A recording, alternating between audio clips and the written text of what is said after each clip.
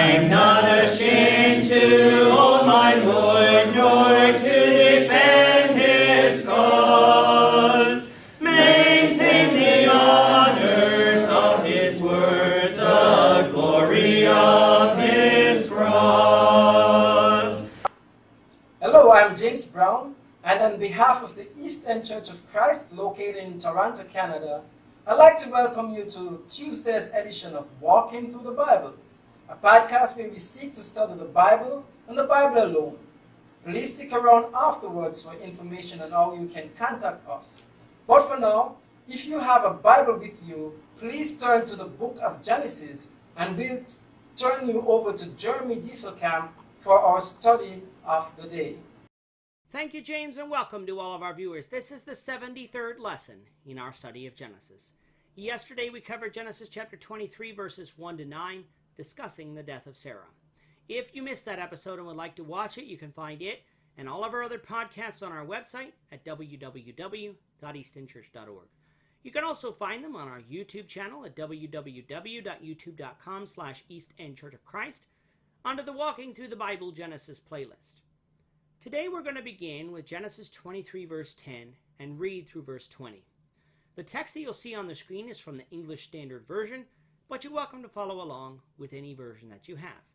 So let's now read Genesis 23, beginning at verse 10. Now Ephron was sitting among the Hittites, and Ephron the Hittite answered Abraham in the hearing of the Hittites of all who went in at the gate of the city. No, my lord, hear me. I give you the field, and I give you the cave that is in it. In the sight of the sons of my people, I give it to you. Bury your dead. Then Abraham bowed down before the people of the land, and he said to Ephron in the hearing of the people of the land, But if you will, hear me.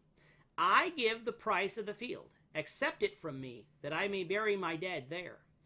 Ephron answered Abraham, My lord, listen to me. A piece of land worth 400 shekels of silver, what is that between you and me?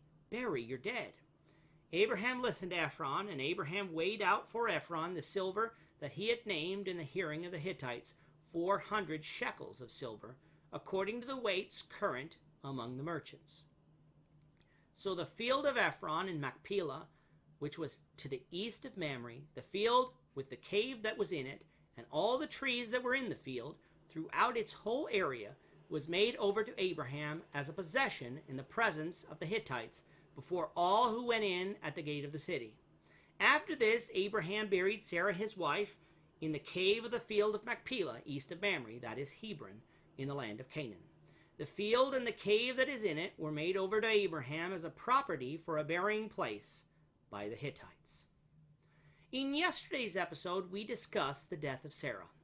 This, in fact, was the first time in Scripture that we actually read of people mourning for the dead, although it is almost certain that it happened before. This is also the first time we read of people being buried, although most assuredly this also happened before.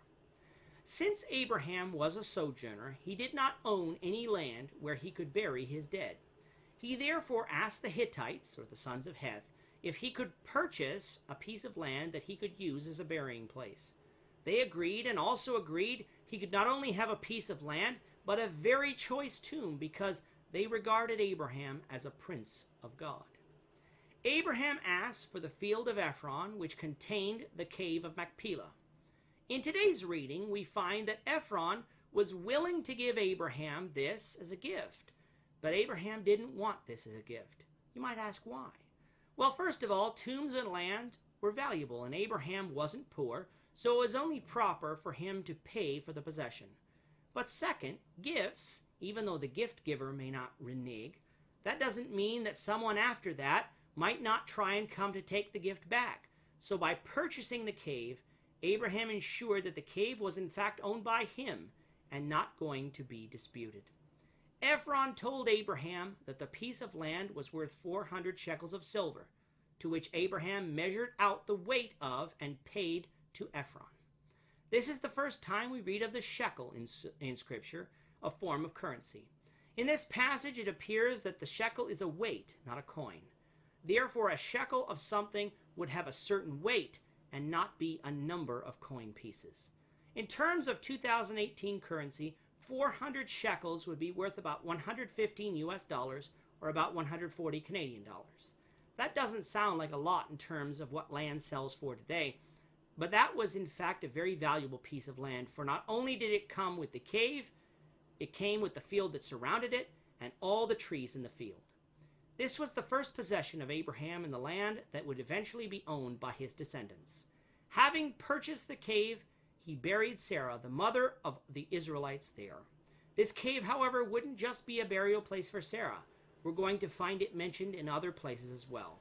With that, our time is up for today. Please join us, the Lord willing, tomorrow, when we will continue our study of Genesis, beginning with Genesis 24, verse 1.